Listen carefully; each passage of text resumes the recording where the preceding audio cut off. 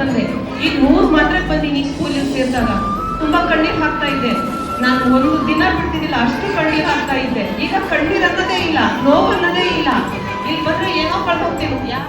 ಇಲ್ಲಿ ಶಶಿಕುಮಾರ್ ಸರ್ ನೋಡಿದಾಗ, ಈ ಡ್ಯಾನ್ಸ್ ಕ್ಲಾಸ್ ನೋಡಿದಾಗ ತುಂಬಾನೇ ಹೆಮ್ಮೆ. ಈ ಡ್ಯಾನ್ಸ್ ಕ್ಲಾಸ್ ಬಗ್ಗೆ ನಿಜವಾಗ್ಲೂ ಮಿಸ್ ಮಾಡ್ಕೊಂಡ್ವಿ 5 ವರ್ಷ ಅಂತ ಅನಿಸ್ಕೊಂಡಿದೆ.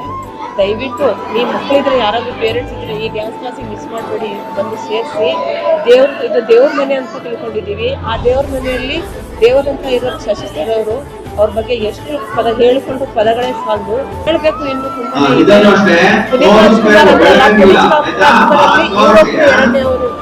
ಎರಡನೇ ಅಂತ ಹೇಳ್ಬೇಕು. ಶಶಿಕುಮಾರ್ ಸರ್ ಅವ್ರ ಪಾದಗಳಿಗೆ ನಮ್ಮ ಕೋಟಿ ನಮಸ್ಕಾರಗಳನ್ನು ಎಷ್ಟು ಆಗೋದಿಲ್ಲ.